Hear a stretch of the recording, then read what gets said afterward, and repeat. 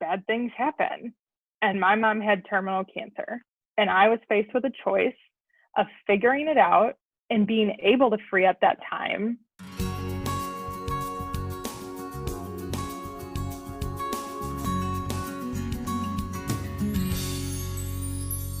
I'm amazed at how far you've brought this since May. I mean, it's insane. It really is insane. And this is what I love about doing this show is because I've been in business for 6 years and it's been a lot of pivots and a lot of transitions and 6 years is a long time. But I've interviewed women who have been in business for 20, for 30 years, a long time. But on the flip Yes. side, we also get to interview really amazing women like yourself who are killing it already in 6 months. And I love that. I love that there's not a timeline for what success looks like and that it can be so different for all of us. And I love that your business started because of something so personal. And I know that was so hard for you. And I hate that you had to walk through those things that you walked through. And I my mom is my best friend, so I can't even imagine. But I think what you're doing because of it is so incredible. And there's so much, it's so taboo, right? For people to talk about money. It's one of those things that it's becoming more common for us to talk about, especially women. But I still think there's so much conversation that needs to happen. And so the fact that you're a part of that and the fact that, you said you got more into it when your friends started coming to you and saying like, well, how do I, do this? And what is this? And to me, I think those are the coolest businesses when we can sit around and it's like, oh, well, I'm doing this thing or I've done this thing and now I'm going to go take that information and share it with my friends. And then your friends love it so much that that's how it turns into a business. And that's how I was with wedding planning. It was, bad things happen and all of a sudden I need a job and I'm like, well, this is the only skill I got. Let's go.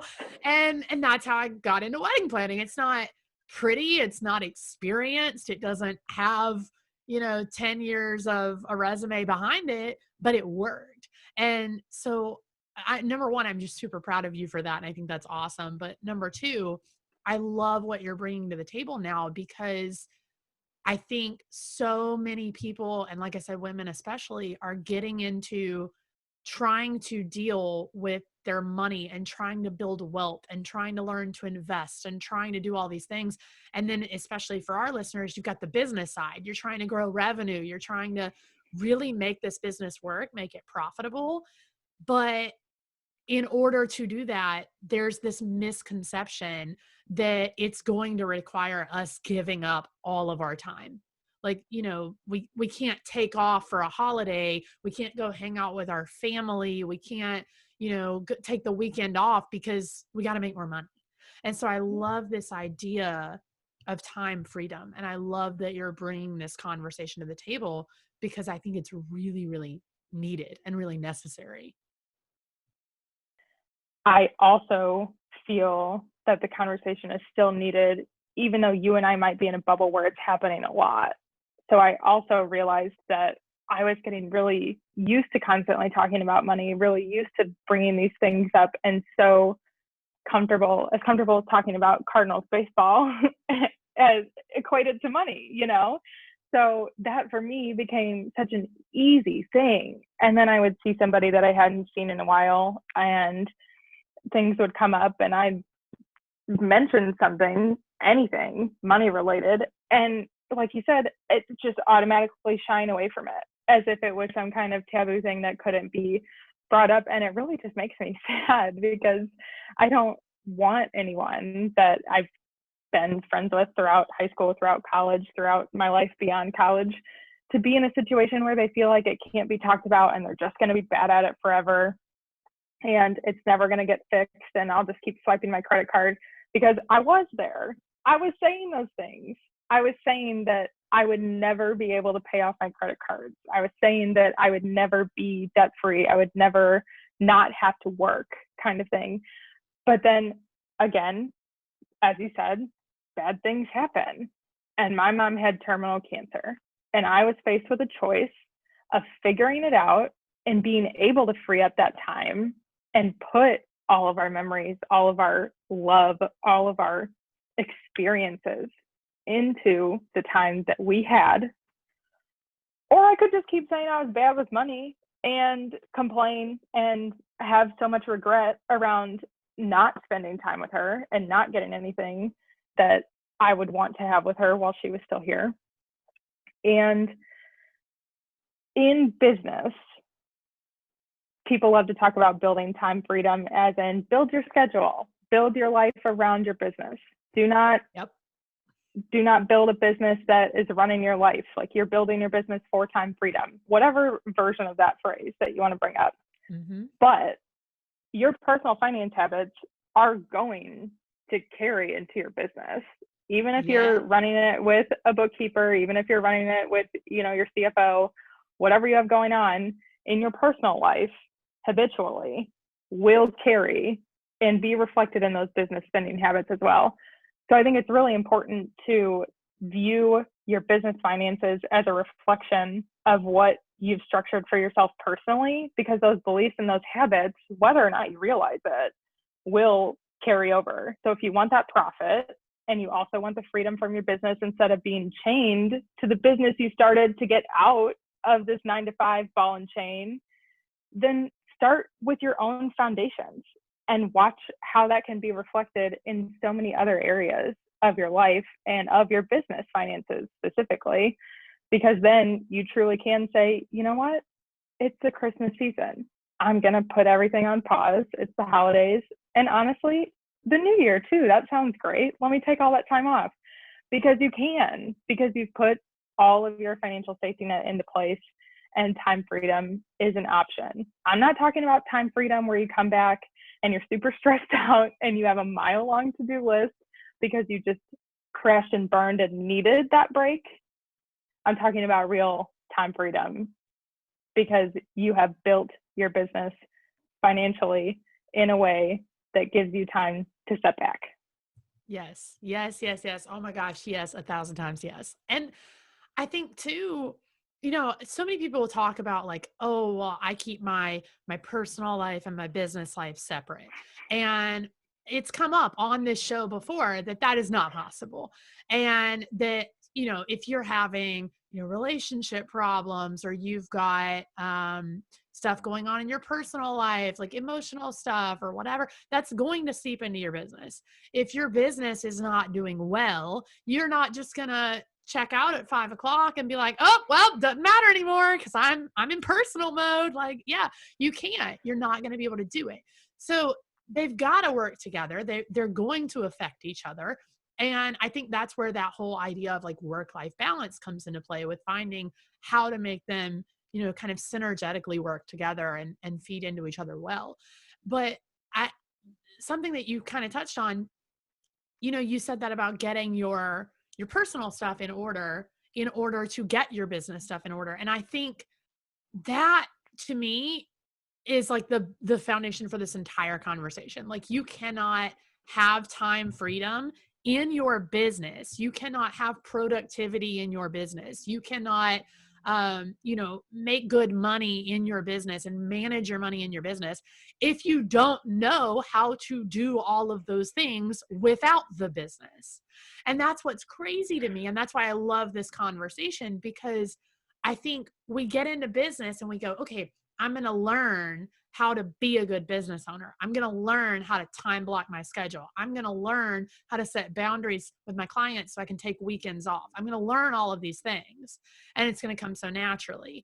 But the truth of the matter is, if you really suck at managing your money when you go to Target, you're not going to be able to manage revenue when it comes in. And that's just the truth. And, there's probably somebody listening who that stung a little. And I know that used to be me. Like I could not go into a Target and not buy something.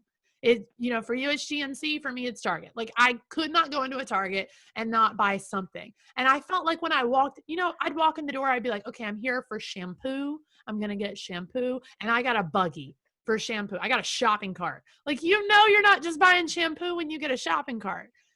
And that seeped into my business because I would sit around in my business and these Facebook ads would come up like, oh, here's this new kit that's only $27. Like, you're going to want this. This is going to help you write your emails or do whatever. And I'd buy it every freaking time. Like, if you had a tripwire offer, I will convert for you every time. I'd buy all of these things. I'd download them. I would never open them and they'd sit on my desktop. And because of that, and maybe if you're listening to this, you relate to this, maybe you don't. But because of that, because of not being able to really manage my money wisely in my personal life, it seeped into my business. And so I think that idea of managing your money, of growing revenue or growing your finances or creating a profit or making, the money that you want to make to pay your bills, of being able to take time off when you need to take it off, being able to be productive when you are in business, all of those things stem from, do you have that skill with or without the business? And if you don't, then you're not going to be able to gain it just for the business. You've got to learn that skill and learn how to attain it before you can implement it in the business. Absolutely. And something that came to mind hearing you wrap that up so beautifully was that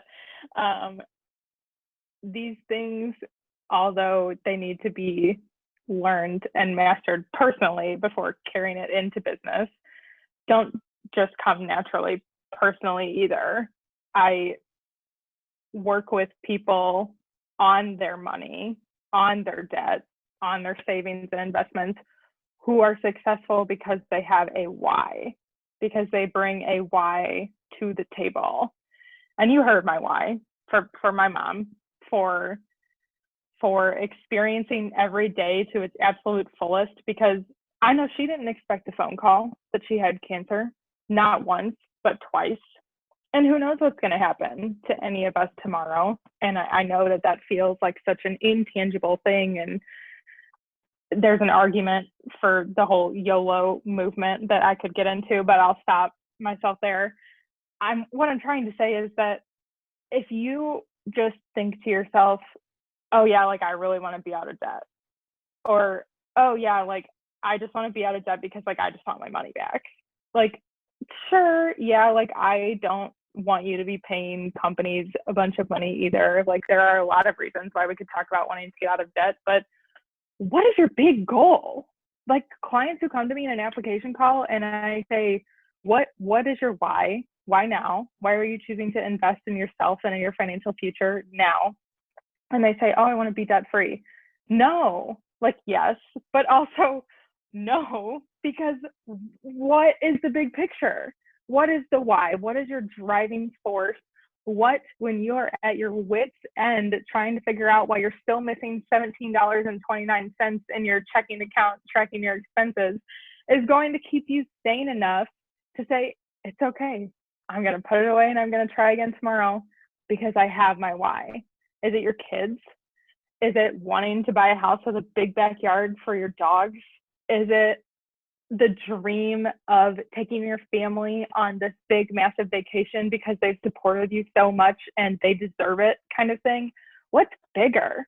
Like, as much as the numbers are full of shock and awe and really help keep you aligned with the strategy of building all of these habits in your personal life and in your personal finances, what's your big motivational, inspirational why that you can draw on always?